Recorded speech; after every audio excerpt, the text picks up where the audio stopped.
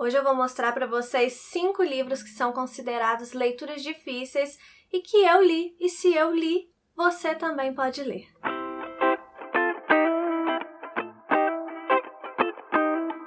Oi, eu sou a Michelle, sejam muito bem-vindos aqui no canal e hoje nós vamos conversar sobre livros que são considerados difíceis e eu já quero começar esse vídeo dizendo que há sim livros que são mais difíceis, livros que são mais fáceis, mas isso não é sinônimo de qualidade, viu, gente? Não cabe aqui nesse canal, nas minhas outras redes, nenhum tipo de preconceito literário. Eu sou a favor da liberdade, então você leia o que você quiser. Eu sempre incentivo as pessoas a diversificarem as suas leituras, porque eu acho que é uma experiência muito legal isso, então assim, é o que eu aconselho vocês a fazerem, né? Mas não existe essa de preconceito com relação a livro, nem com relação a livros menos complexos, nem com relação a livros mais complexos, né? E hoje eu vou mostrar pra vocês 5 livros que eu já li e que são considerados difíceis por muitos leitores. Eu vou falar um pouquinho sobre eles com vocês e vocês vão perceber que vocês também podem ler. E, inclusive, eu quero convidar vocês para o evento que vai acontecer amanhã, às 18 horas, para você participar. É um evento totalmente gratuito, você só tem que se inscrever no link que eu deixei aqui embaixo, onde eu vou te dar o passo a passo para que você consiga ler qualquer obra, para que você não tenha medo de livro nunca mais na sua vida.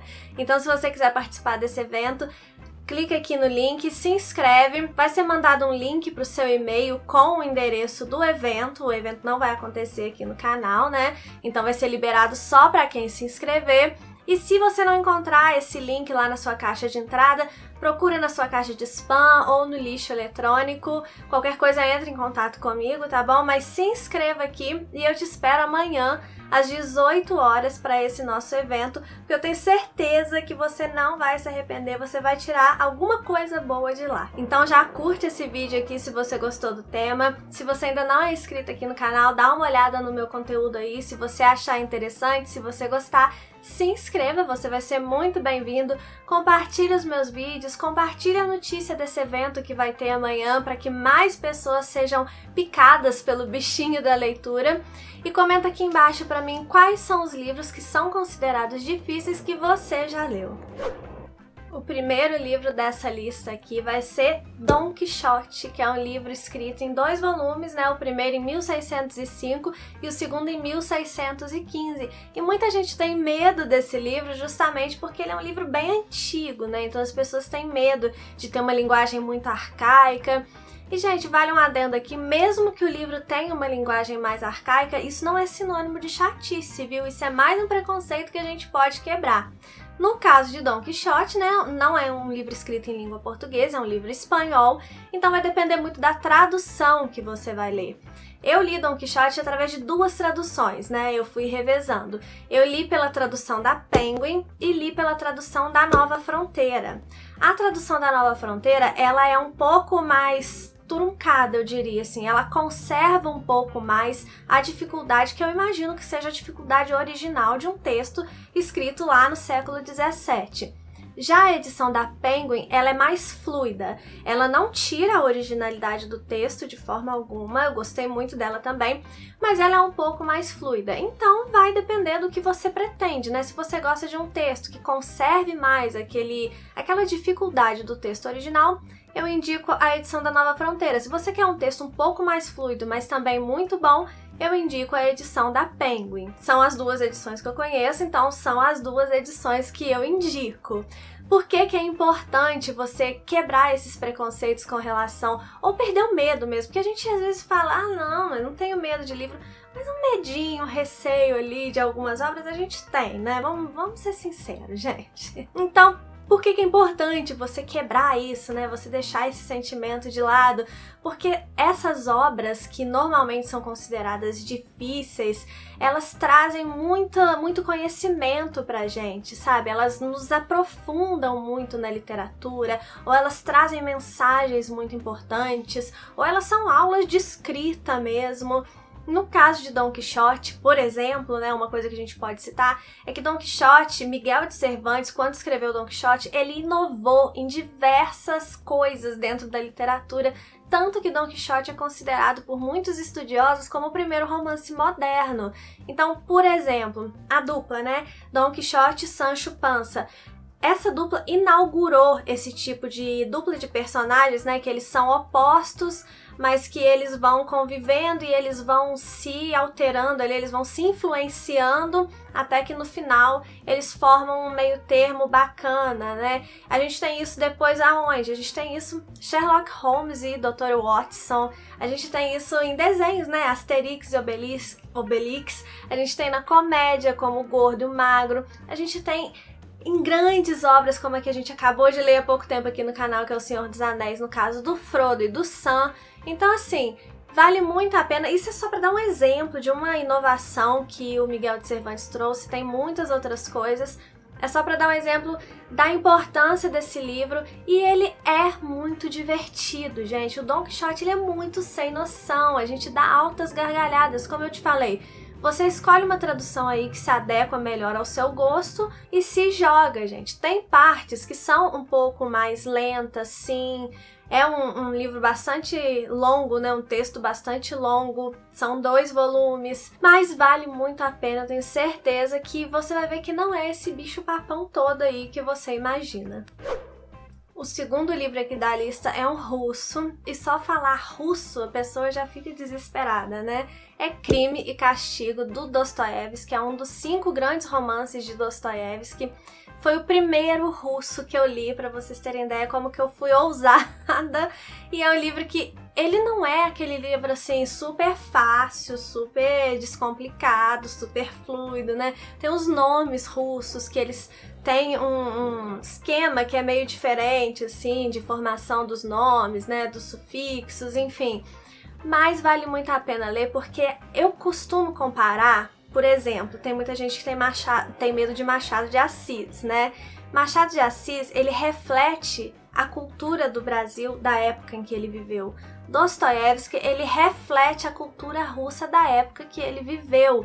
Então, primeiro, você vai furar a sua bolha se você já não tem costume de ler livros assim de outros lugares que são bem diferentes do Brasil, né? Ou bem diferentes da Inglaterra, ou bem diferentes dos Estados Unidos, né? Que são as literaturas normalmente que a gente fica mais próxima.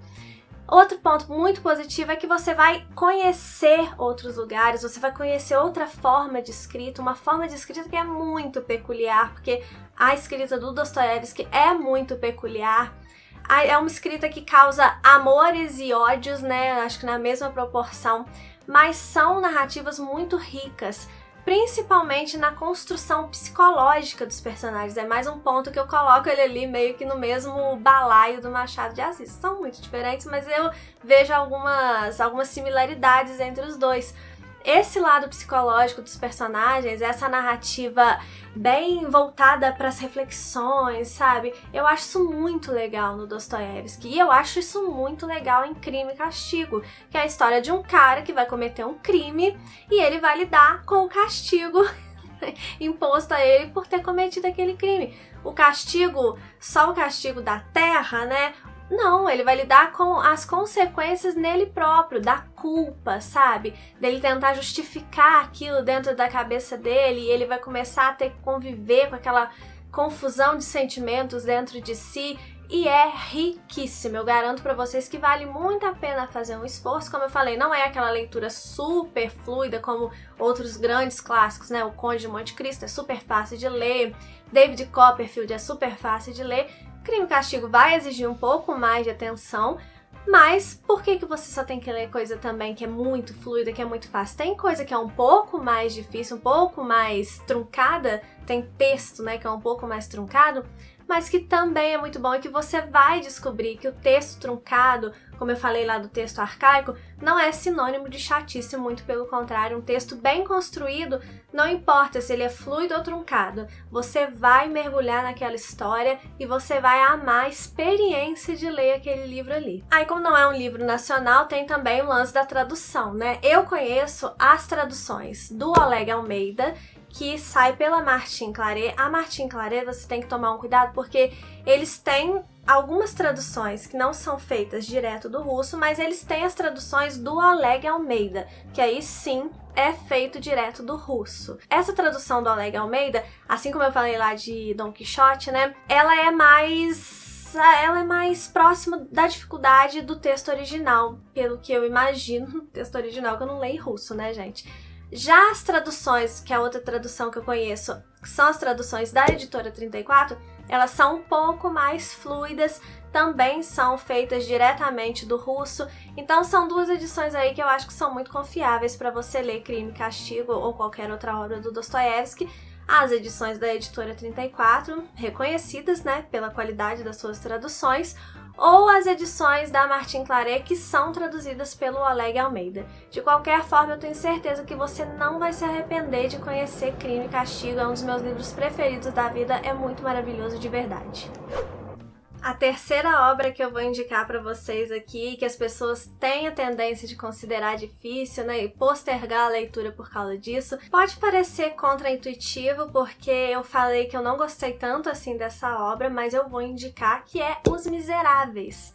Normalmente as pessoas têm um pouco de medo de Os Miseráveis, primeiro por causa do tamanho, né? É um livro realmente muito grande. E outro motivo são as famosas digressões do Victor Hugo, né? Todo mundo fala que o Victor Hugo, ele entra em outros assuntos no meio da narrativa, e aí ele fala páginas e páginas. Foram essas digressões que me fizeram ter uma experiência um pouco negativa com esse livro, porque eu achei que as digressões dele me tiraram um pouco do foco ali do que estava acontecendo com os personagens, mas eu reconheço a importância dessa obra. E por que eu indico? Eu acho que você deve enfrentar aí Os Miseráveis. Primeiro porque muita gente ama esse livro, né? Então esse lance de gostar e não gostar é uma coisa mais assim de gosto pessoal mesmo. Segundo, que a narrativa dele, dessas que eu falei até agora, é a mais simples, assim, é uma narrativa bem construída, mas é a mais descomplicada de ler mesmo, entendeu? Então vai ser aí a narrativa mais fluida dentre essas que eu falei até agora. Em terceiro lugar, porque é uma obra que você vai aprender muito com ela. Você vai aprender muito sobre a França, você vai aprender muito de escrita, você vai aprender muito sobre o período em que aquela obra ali foi escrita, as características do romantismo estão todas incluídas ali naquela obra. Então, assim, é uma super obra mesmo, é um super clássico da literatura que eu acho que vale a pena você tentar ler, pelo menos. Enfim, sobre as traduções, eu li pela tradução da Penguin e eu li também pela da Kozak, mas a da Kozak e a da Penguin é a mesma tradução, então eu só sei falar sobre essa. Achei super fluida, como eu falei, dos três até agora é o mais fácil de ler mesmo. Nós lemos esse livro lá no Clube MSL desse ano, foi a nossa terceira leitura. Algumas meninas leram por outras edições e também gostaram, né? Eu só tô indicando a da Penguin aqui porque, como eu falei, eu vou indicar o que eu conheço, né? Mas outras meninas leram por outras edições também e gostaram, então dá uma pesquisada aí, vale a pena ler Os Miseráveis mesmo. Vale tanto a pena que mesmo eu não tendo gostado tanto do livro, eu tô indicando ele aqui pra vocês. Próximo da lista é A Morte em Veneza, do Thomas Mann, e quando a gente fala em Thomas Mann, as pessoas já imaginam que é aquele texto rebuscado, aquele texto filosófico, e no caso aqui de A Morte em Veneza é realmente um texto rebuscado e filosófico, apesar de ser um livro curto, né, uma novela. Se você não sabe a diferença, eu tenho um vídeo que eu falo a diferença de conto, crônica, novela e romance, vou deixar linkado nos cards e também aqui na descrição, depois vai lá dar uma olhada. A Morte em Veneza é uma novela do Thomas Mann, ou seja, é um livro mais curto, só que ele tem sim a dificuldade do texto, não o vocabulário em si, é mais porque é um texto muito reflexivo, é um texto muito introspectivo, então você tem uma leitura mais lenta, né? O que para muita gente isso acaba desanimando. Mas por que você deve ler A Morte em Veneza? Primeiro porque é uma novela incrível, é um texto maravilhoso, as reflexões que você faz no final das contas são muito válidas, inclusive se você trazê-las para sua vida, né? Outro motivo, conhecer Thomas Mann, porque Thomas Mann é um dos grandes autores da Alemanha e vale muito a pena conhecer. Os textos dele são maravilhosos, não são todos que são tão difíceis assim, viu, gente? Os Buddenbrook, por exemplo, é um livro bem fácil de ler. Ele tem uma escrita mesmo mais rebuscada, mas os Buddenbrook, apesar de ser um calhamaço, ele é bem mais fácil de ler do que A Morte em Veneza, mas estou indicando A Morte em Veneza aqui, porque ele tem fama de ser difícil, né? E o motivo principal pelo qual eu acho que você deve ler A Morte em Veneza é que se você ficar evitando esses livros mais complexos, com uma escrita mais rebuscada, você nunca vai se sentir preparado para encarar determinadas obras. Você nunca vai se sentir capaz, plenamente capaz de viver a literatura em todas as suas formas, e você é capaz. No início, quando você não tem tanto contato com textos mais difíceis, né, vou usar essa palavra, você vai ficar um pouco mais enrolado, você talvez tenha que olhar palavras no dicionário, mas que bom, você está abarcando conhecimento para sua vida e aos poucos isso vai ficando mais natural, você vai perdendo medo, você vai se jogando mais na literatura, você vai ficando mais preparado de fato para ler essas obras consideradas mais substanciais. E eu acho que aqui, um livro curtinho do Thomas Mann é uma ótima forma de você começar a se aventurar por esses textos mais rebuscados e mais complexos. Ah, eu não falei da tradução, porque na verdade a tradução que eu conheço, eu acho que é a que tem disponível aí, é a tradução da Companhia das Letras, né? Perfeita, sem defeitos, pode ler sem medo, além das capas serem lindas. Eu amo aquela coleção do Thomas Mann lá. Então, a edição que eu indico é a edição da Companhia das Letras mesmo. Por fim, eu deixei para o final da lista um livro que muita gente tem medo dele por causa do assunto que ele trata, que é a pedofilia. Tô falando de Lolita, né, do Vladimir Nabokov. É um livro que, além dele ter esse assunto indigesto, né, ele ainda tem um narrador muito traiçoeiro. Então a dificuldade desse livro, na verdade, é o assunto e lidar com esse narrador. E também são esses os motivos pelos quais você deveria ler Lolita. Primeiro, porque você vai ter contato com um narrador muito traiçoeiro. Sabe quando a gente fala que o narrador em primeira pessoa você não pode confiar muito? Lolita é o retrato perfeito de por que você não pode confiar no narrador em primeira pessoa. Ele é escrito de uma forma belíssima, acredite se quiser, e isso deixa a nossa cabeça tonta, deixa a gente muito confuso, com sentimentos muito conflitantes, porque a gente tá lendo um texto que é lindo, e é lindo. Lolita tem um dos inícios mais lindos da literatura. Dos livros que eu já li até hoje, é o início mais bonito que eu já vi, que eu já tive contato, mas ao mesmo tempo ele tá falando de um assunto terrível, né, que como eu falei é a pedofilia. Então assim, é um livro que vai mexer com seus sentimentos fortemente mesmo, mas não tenha medo, porque vai ser uma experiência inesquecível.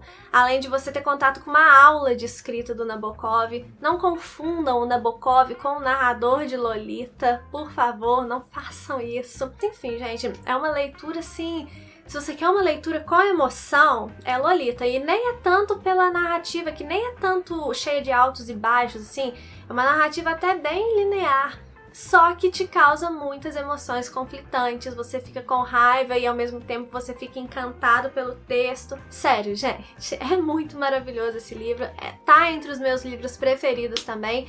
Eu sei que o assunto é indigesto, né? Talvez seja um assunto que vai trazer algum gatilho pra você, então aí eu já acho que não é recomendável, né? Mas se não é esse o caso, eu acho que você deveria sim enfrentar a Lolita, porque é a literatura na sua mais plena, boa forma, vamos dizer assim. É muito incrível esse livro e eu super indico pra vocês. A tradução que eu li foi a da Alfaguara, é a única que eu conheço e eu indico essa tradução. E se vocês já leram Lolita, por favor, me conta aqui embaixo o que você achou desse livro. Essas foram as minhas 5 indicações de livros que são considerados livros difíceis por diversos motivos e que eu acho que você deveria enfrentá-los, porque se eu conseguir ler, gente, você também vai conseguir ler. E não se esqueça que amanhã a gente tem um encontro marcado para eu tirar esse medo que vocês têm de alguns livros aí de uma vez por todas, para eu colocar na sua cabeça que você pode ler qualquer coisa, você tem capacidade de ler qualquer coisa, basta você seguir um passo a passo que eu vou te dar lá naquele evento. Se inscreva aqui para participar. Amanhã, às 18 horas, eu te espero lá. Muito obrigada por ter assistido esse vídeo até aqui. Um beijo e até amanhã lá no evento.